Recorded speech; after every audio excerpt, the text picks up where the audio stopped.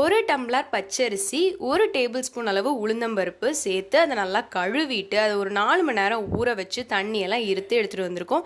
இதை நம்ம மிக்ஸி ஜாரில் சேர்த்துட்டு இது கூடவே தேவையான அளவு கொஞ்சமாக கல்லுப்பு சேர்த்து கொஞ்சமாக தண்ணி சேர்த்து அதை இந்த மாதிரி நல்லா மைய அரைச்சி ஒரு பாத்திரத்தில் மாற்றிக்கிறோம். இப்போ மிக்ஸி ஜாரில் கொஞ்சமாக தண்ணி சேர்த்து அலசி அதையும் இது கூட சேர்த்துக்கிறோம். சேர்த்துட்டு அதை நல்லா கலந்து விட்டுக்கோங்க. இதோட பதம் எப்படி இருக்கணும்னா தோசை மாவை விட கொஞ்சம் தண்ணியாக இருக்கிற மாதிரி பார்த்துக்கோங்க. இப்போ நெக்ஸ்ட் என்ன பண்ணுறீங்கன்னா ஒரு கடாயை வச்சு ஸ்டான் பண்ணிவிட்டு பொரிக்க தேவையான அளவு எண்ணெய் சேர்த்து எண்ணெய் காஞ்சதுக்கப்புறமா இதுலேருந்து ஒரு கரண்டி மாவு எடுத்து ஊற்றிக்கோங்க. ஊற்றுனீங்கன்னா கொஞ்சம் நேரத்துலேயே இந்த மாதிரி நல்லா மேலே வரும். அப்போ என்ன பண்ணுறீங்கன்னா இது அப்படியே புஃப்னு வர்றதுக்காக கொஞ்சமாக எண்ணெய் எடுத்து அப்படியே மேலே ஊற்றிக்கிட்டே இருந்தீங்கன்னா நல்லா புஃப்னு பூரி மாதிரி வரும்.